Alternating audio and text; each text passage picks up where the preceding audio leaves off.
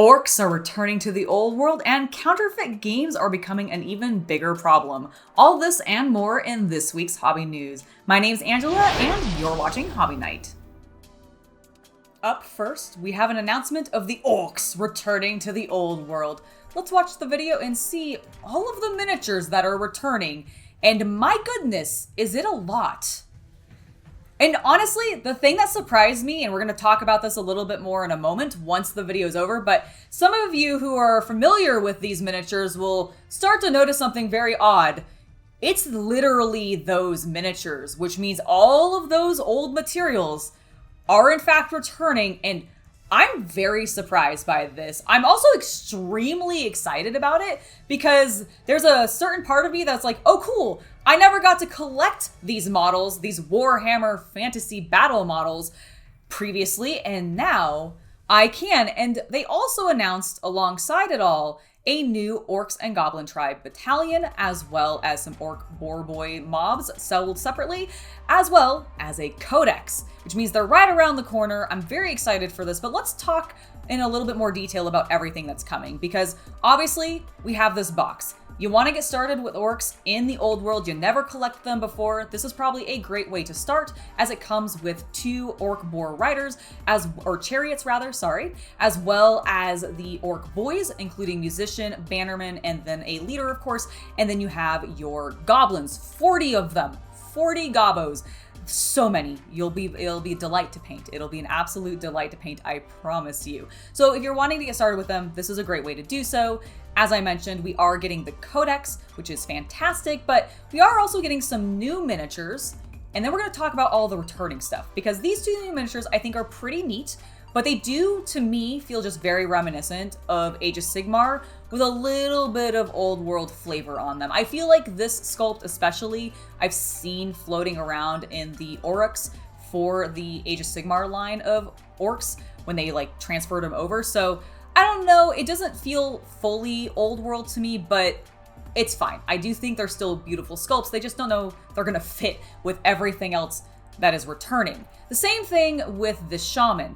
Really, really love it, especially the duo goblins who are mixing the food pot. That's great, but I mean, we got the grot pot previously, which was also super cute and also had a little goblin guy hanging out at a pot. So this isn't super new, and like I said, it just feels very reminiscent of Age of Sigmar to me. However, what does not feel reminiscent of Age of Sigmar, because it is straight from Warhammer Fantasy Battles, is all the returning plastic orc models. Look at them all. They're beautiful. We have boys, of course. We have even more boys. We have some boar riders. We have even more boar chariots. We have even more mega boys. Look at them all. They're so beautiful, and they're all returning from Warhammer Fantasy Battles. This is super cool. And if you were like, oh man, I want some of those old resin models though, because like, look at that banner. Well, don't worry, it's coming back too. We're getting some of the old resin models back and in their full glory. I hope it's not too much of a pain to work with these, because I actually am very interested in this model in particular. That banner is massive. There is so much happening on it, and I kind of want to put paint on it. I love painting orcs. They are so gosh darn fun, and he looks amazing. I love his hat. I absolutely love his hat. But we also have some really cool looking gobbos. Again, another really amazing banner. Warhammer Fantasy Battles was so good about that, and I'm really glad, like one of the main reasons I'm so glad to see it return is because I just want a chance to like freehand a bunch of stuff and really practice my freehand on all of these spectacular banners across all of the different factions, because they all have different designs, which means there's a bunch of different things to practice. It's just gonna be so cool. Also, I didn't notice this previously, that he was just like smoke flowing into him and out of him, and that was creating a moon. Beautiful. I love the Orc faction. They're so, so good. We also get the return of some big trolls, which is really neat to see, and just a giant dragon and with a rider on it. He's so derp. Look how, I love it. It's so good. I love these old sculpts, and I'm so happy to see them back. But the thing that blows my mind is the returning metals. Returning metal models. Now, I just painted up the trebuchet on the channel for my Bretonnians, which makes me excited, because if they're returning these orc models in metal, that means that they should probably be bringing that model back in metal. And I don't know if they had already announced that and I just missed it somewhere or something, but I'm super pumped for that because one, I want to paint another one. I think it'd be cool to have multiple siege weapons in my army, as well as just I want to see what other metal miniatures they bring back. I've been really getting into painting them, and in fact we have some metal miniatures coming up on the channel as well for a tutorial later this week that I'm super pumped for. And I'm really excited about this, and it's a lot. It's not just the catapult. We've got goblin bosses, goblin wolf rider bosses, the bolt thrower, the doom diver catapult, the wolf chariots, orc shamans, other orc shamans, orc biggun commanders. There's so many metal miniatures returning, and I think it's hilarious that they've just been either sitting on them or at least just sitting on the sculpts still or the molds for these things going, one day we're gonna need them again, boys. And now is that day. Which means that, to me, why did you bother getting rid of the old world in the first place if you were just gonna be sitting on all these materials and all of these molds so that you could just resell it to us all, Games Workshop? Why? Why did you do it? That's a different, that we'll just, you know what, we're gonna not bother answering that question. They probably don't have a good answer for me is the reason. And we also have some made to order models as well. So if there's a couple of things that aren't going to just become readily available and will only be made to order, like some Marauder Giants, some Stone Trolls, River Trolls, the big orc, the Black Orc, Big Boss, etc. There's a couple of things that you'll have to get just on demand, but most of these other things seem to just be coming back to the web store and will become available, which is just mind-blowing to me. And I really hope that this means that they do this for a lot of the other factions as well, including some of the ones that they've sort of hinted at that they're not going to be returning, like Vampire Counts or Empire. Like, can I just say, if they bring Vampire Counts back, if they actually re-release that line as it was in Warhammer Fantasy Battles, I would probably drop so much money on collecting the entire line, resin and all, even though I don't like working with resin that much, because that is the one faction from this game system that I wish I had grabbed before it had disappeared, and I didn't. And it's like one of my biggest Games Workshop based regrets. And if they brought it back, it would bleed my wallet. Let me know in the comments, are you excited for the Orks returning? Are you going to be picking up any of these vintage models, plastic, resin, metal, or otherwise? And which army would you like to see them just bring completely back, just re-release the entire line? Is it also Vampire Counts? Because for me, it's Vampire Counts. Tell me in the comments. Hey guys, just jumping into the video to remind you to hit that subscribe button and bell icon for notifications so you never miss future content on the channel. And if you're into the spicier side of the hobby, you can find a link to my Only Fanatics down in the link tree below in the description. Now, let's go ahead and get back to the video. The LVO happened this past weekend, and at it, Games Workshop revealed a ton of new miniatures across a multitude of their different brands. But the one that excited me the most, and that I think got me just the biggest pop out of me, was definitely the return of the Kroot to the Tau. We haven't seen these guys represented in the Tau model line in ages, and now we have a plethora of new Kroot models to drool over. I really like the look of these characters. I think they're super fun. I love the designs. They're very Predator, which I get is the point, but I do enjoy that aesthetic. This guy I think was probably one of my favorites of all of the reveals, but I actually even really like their just basic troops. And oh my gosh, are they glorious. Look at this doggo. Look at, I'm sorry, but I am immediately swayed by a cute animal, even if it's meant to be vicious predator. But if there's a cute looking animal on a base with a model, I'm immediately just going, yes, give it to me, I want it.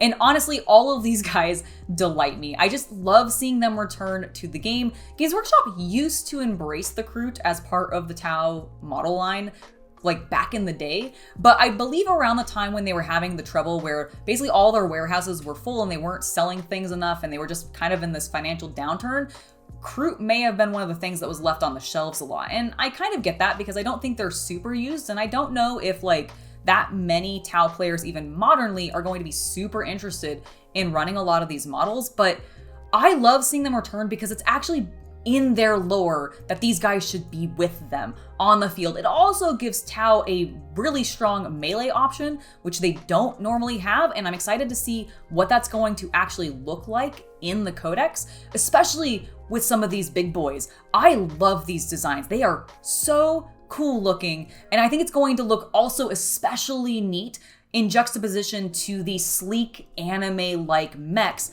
of the rest of the Tau line. You're gonna have these big lumbering tribal-y creatures, as well as those giant mecha, along with, of course, your infantry and everything. And I just think that's gonna add a lot of variety, to this army, and I'm excited for it. Now, if you wanna see the rest of what was revealed at the preview, the video is still up where you can watch the live stream where I react to everything that we got to see. There was actually a lot of cool things in this one, but by far, the Kroot were my favorite. I'd love to know what yours are. Cool Mini or Not is re-releasing the Masters of the Universe, the board game Clash for Eternia.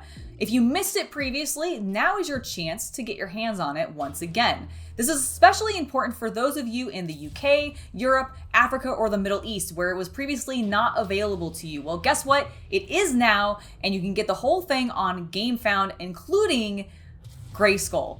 Castle Grayskull. It's a really cool miniature. We'll see it at the end of this trailer, but I will say from personal experience, because I actually own this game, and while I have not played it, I have played a lot of other Cool Mini or Not games. And if you are a fan of their systems, if you like Zombicide, and you also happen to be a fan of He-Man and the Masters of the Universe series, then you're probably going to enjoy the heck out of this game, especially with all of the glorious miniatures that it comes with. And frankly, that is why I bought it, because I'm not a big He-Man fan myself specifically, but I love some of the just outrageous character designs from this particular series, especially Skeletor, especially some of the other villains. They're just amazing. I mean, even the heroes are absolutely delightful. And so I picked this up specifically so that I could paint some of the miniatures, which I have been thinking about doing in the near future. So keep your eye out for that if you are yourself a He-Man fan and you want to see me paint some of these. Let me know down in the comments which character you want to specifically see me paint. This one is one that gives me the opportunity to cosplay, which is one of the other reasons why I'm so interested in potentially pulling out one of these models and just going ahead and doing them up. Maybe a couple of them. That could be really, really fun. Maybe it could even be a challenge down the line to paint the entire board game. Who knows? That's probably for future Angela to deal with. But in the meantime, as I said, if you want to get your hands on this game, maybe you missed it during its original US release, or you're in, like I said, the UK, Europe, Africa, or the Middle East, and you want to get your hands on it now, this is the absolute perfect time. It just is super cool minis. The gameplay is a lot of fun from at least what I've read. It has a pretty decent rating on BoardGame Geek, and you can find it right now on GameFound, including being able to get Castle Grayskull, like I mentioned at the beginning. Is that model not epic? I think it is. I just think all of this is really, really cool. I would highly encourage you to check it out. I definitely will be probably painting up some of these miniatures, either on the channel or off the channel, because I pulled the game out recently and was just like, yes, these are as cool as I remember them being. Why haven't I painted these yet? Oh, right, because I have too many other things to paint. Our next story is a little bit of an upsetting one, but I think it's important to talk about. Counterfeiting has become a popular thing to happen to board games, which is just silly to me that people are even bothering to counterfeit board games, but they're getting really fast at it, and it's becoming detrimental to some small publishers.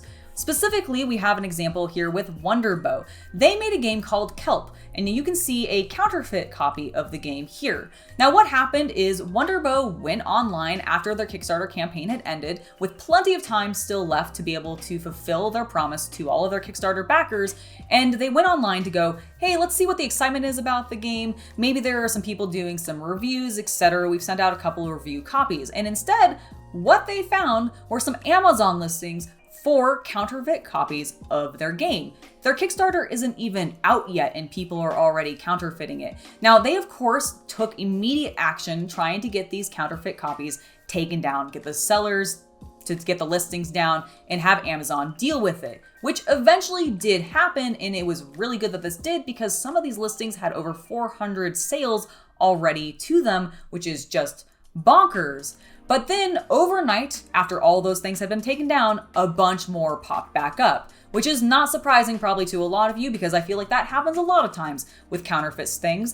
They get taken down, and then immediately there's like double the amount of them out there, and it just becomes this rampant problem. Now, this is super upsetting, especially for Wonderbow, because on top of this, they then started getting customer complaints about these counterfeit boxes because people were buying them expecting it to be the actual game and not realizing that they were buying a fake product. Now, this is where I really want to call out due diligence on us as consumers, especially if we're buying something on Amazon, especially if it's something like a board game. These things, we just really need to pay attention to who we are buying from and that we're buying from a reliable seller, because often this can happen. And apparently this is not the first time a game has been counterfeit. Apparently some of these games like Wingspan, Machi Koro, and a couple others have also had this exact same problem where they have been counterfeit and people have bought bad versions and then complained to the actual publishers and developers, which is really not how it should be happening. We really should just not be supporting these businesses. And I know sometimes it's really difficult to tell whether or not they're legit or not, but honestly, the best way to avoid this problem is shop with your friendly local game store. That's really the best solution that I can see. And if you're worried, you're like, hey, Angela, but I don't have a friendly local game store, don't worry, because a lot of local game stores across the country have gone online during the pandemic, and they will ship over state borders. So if you happen to live in the US, maybe try checking around your area, see if there's one in a couple cities away, and see if they'll ship it to you so that you can get your board games from them, not only helping support a friendly local business, but also being able to make sure that you're getting a legitimate copy of the game you're wanting to get, rather than risking potentially buying a fake copy. That's just my best advice for how to deal with these counterfeits, because unfortunately, they're not gonna stop. Much in the same way that we continue to see scalpers grab Games Workshop products and other products from various companies that are limited edition and then reselling them at super high prices, people are going to keep trying to counterfeit games because the board game business is booming and they want to get in on that action. And if they can find a way to cheaply recreate these games and sell them before they're even off their Kickstarter campaigns, well, clearly they're going to do it, and it's only going to be bad for business for everybody. So just shop with your friendly local game stores. I promise it'll be a better, more reliable experience. Unfortunately for the employees over at Prospero Hall, it sounds like they may be losing their jobs soon, because while their company's game, Funko Games, was acquired recently by Goliath, it doesn't seem like Goliath has any intentions to have any of them come over and be part of the new development team, at least according to a former Funko Games employee. Now, what this actually means for the game itself, I'm not really sure yet. Potentially nothing could change, and all it might mean is that the people at Prospero Hall are going to be laid off and unfortunately lose their jobs, which frankly, I don't want to see happen. I really do hope the team gets absorbed and at least some of those people get to keep their jobs and keep working on this game so that their same ideals and concept that have gone into it thus far continue to maintain.